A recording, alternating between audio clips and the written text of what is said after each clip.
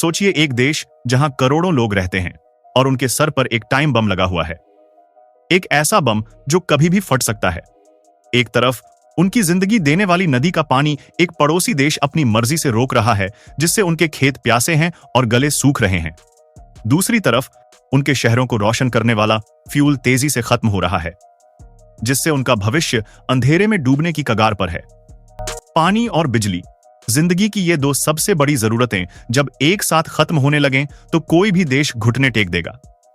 तो ऐसे में वह देश क्या करेगा? हाथ पर हाथ धरकर अपनी बर्बादी का इंतजार करेगा? नहीं, उनका जवाब आपके होश उड़ा देगा।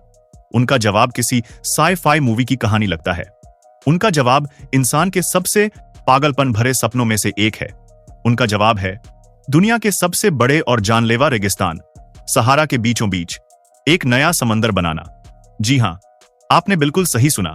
एक ऐसा समंदर जो एरिया में नॉर्थ अमेरिका की सबसे बड़ी झीलों में से एक लेक ओंटारियो के बराबर होगा। यह कोई मजाक नहीं, बल्कि इजिप्ट का वह हकीकत में बदलता हुआ प्रोजेक्ट है जो न सिर्फ उसे बर्बादी से बचाएगा, बल्कि उसे एक नई सुपर पावर बना सकता है। तो चलिए, आज हम इस नामुमकिन से लगने वाले मिशन की तह तक चलते हैं और देखते हैं कि कैसे इंसान अब कुदरत के नियमों को मोड़कर रेगिस्तान में समंदर बनाने जा रहा है। वीडियो को एक सेकंड के लिए भी स्किप मत करना, क्योंकि इस कहानी में हमारे देश के भविष्य के लिए भी एक बहुत बड़ा सबक छिपा है। लेकिन आगे बढ़ने से पहले हमारी आपसे एक छोटी सी रिक्वेस्ट है कि अगर आप हमारे चैनल पर पहली बार आए हैं तो प्लीज इसे सब्सक्राइब जरूर कर लीजिए, और अगर वीडियो पसंद आए तो उसे लाइक करना मत भूलिएगा। कतारा डिप्रेशन, धरती का एक अनोखा गड्ढा। तो यह सब हो कहां रहा है? यह जगह है वेस्टर्न इजिप्ट में, जिसका नाम है कतारा डिप्रेशन। यह कोई मामूली जगह नहीं है। यह जमीन का एक बहुत बड़ा हिस्सा है जो समंदर तल से भी 426 फीट नीचे है। इसका एरिया इतना बड़ा है कि इसमें कई शहर समा सकते हैं, लगभग 5400 स्क्वायर माइल्स। यहाँ के हालात बहुत कठिन हैं। गर्मियों में टेम्परेचर 50 डिग्री सेल्सियस तक पहुंच जाता है और बारिश वह तो यहाँ होती ही नहीं। सदियों से यह एक बेकार बंजर जमीन मानी जाती थी, लेकिन अब इंजीनियर्स इसी जगह को एक वरदान में बदलने जा रहे हैं। 100 साल पुराना एक पागलपन भरा ख्वाब। आपको शायद लगे कि यह कोई नया आइडिया है, पर ऐसा नहीं है। रेगिस्तान में समंदर बनाने का यह सपना 100 साल से भी ज्यादा पुराना है। जब 19th सेंचुरी में इंजीनियर्स ने इस जगह को देखा तो उन्होंने इसे एक खाली बेसिन की तरह देखा जो बस भरे जाने का इंतजार कर रहा था। उनका मानना था कि यहाँ एक समंदर बनाने से पूरा मौसम बदल जाएगा, बारिश होने लगेगी और रेगिस्तान में खेती करना पॉसिबल हो जाएगा। लेकिन यह सपना ही रह गया, क्योंकि मेडिटेरेनियन सी से कातारा तक एक कनाल खोदने का खर्चा इतना ज्यादा था कि उस वक्त के बड़े बड़े कॉलोनियल पावर्स ने भी हाथ खड़े कर दिए। फिर वर्ल्ड वॉर 2 के बाद जब टेक्नोलॉजी पर लोगों का भरोसा बढ़ा तो यह आइडिया फिर से जिंदा हुआ। लेकिन इस बार एक नई मुसीबत सामने आई। उस एरिया में वर्ल्ड वॉर 2 के लाखों जिंदा माइंस जमीन के नीचे दबे हुए थे।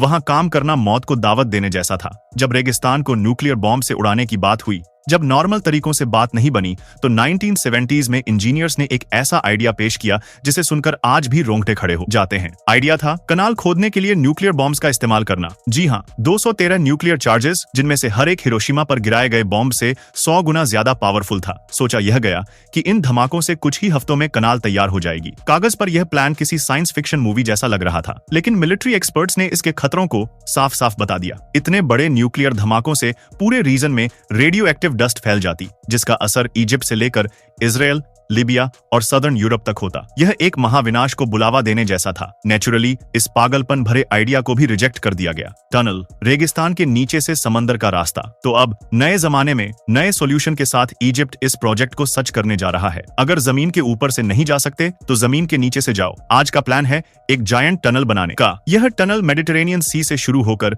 जमीन के नीचे से होते हुए कतारा डिप्रेशन तक जाएगी। इसके कई फायदे हैं। नीचे न धूप है, न हवा, न पानी इवेपोरेट होगा, और सबसे इंपॉर्टेंट, न ही जमीन के नीचे माइंस का खतरा है। इस काम को अंजाम देगी टनल बोरिंग मशीन्स यानी TBMs। यह वही जायंट मशीन्स हैं जिन्होंने बड़े बड़े शहरों में मेट्रो टनल्स बनाए हैं। ग्रेविटी अपना काम करेगी, क्योंकि कतरा डिप्रेशन समंदर से नीचे है, इसलिए पानी बिना किसी पंप के नेचुरली टनल से बहता हुआ बेसिन में जमा होने लगेगा और धीरे धीरे एक नया समंदर अस्तित्व में आएगा।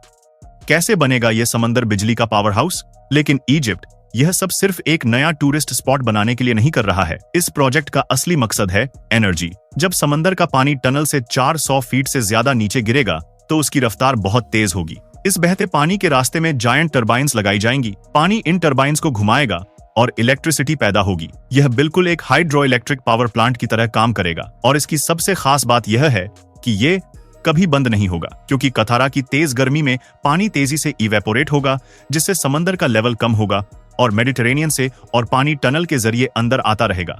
यह एक एंडलेस साइकिल बन जाएगा जो सालों साल 24 घंटे साफ सुथरी बिजली बनाता रहेगा। अनुमान है कि इससे 4 से 7 बिलियन किलोवाट आवर्स बिजली हर साल पैदा होगी, जो कई शहरों को रोशन करने के लिए काफी है। दुनिया की सबसे बड़ी नेचुरल बैटरी। इतना ही नहीं, इजिप्ट इस नए समंदर को दुनिया की सबसे बड़ी नेचुरल बैटरी की तरह भी इस्तेमाल करेगा। प्लान यह है कि दिन के वक्त जब सोलर पावर से एक्स्ट्रा बिजली बन रही होगी, उस बिजली से कथारा के पानी को पंप करके एक ऊंची जगह पर बने रिजर्वायर में स्टोर किया जाएगा, और रात में जब सोलर पावर नहीं होती और बिजली की डिमांड बढ़ जाती है, तब उस ऊपर वाले रिजर्वायर से पानी को नीचे छोड़ दिया जाएगा। यह पानी नीचे आते वक्त फिर से टरबाइन्स को घुमाएगा और बिजली बनाएगा। इस तरह यह पूरा सिस्टम एक जायंट रिचार्जेबल बैटरी की तरह काम करेगा, जो इजिप्ट को दिन रात स्टेबल पावर सप्लाई देगा। बिजली से भी बढ़कर एक नया जीवन। यह प्रोजेक्ट सिर्फ बिजली पैदा नहीं करेगा, बल्कि यह रेगिस्तान में एक नए जीवन की शुरुआत करेगा। इस प्लांट से बनने वाली बिजली का इस्तेमाल डिसेलिनेशन प्लांट्स चलाने में किया जाएगा, यानी समंदर के खारे पानी को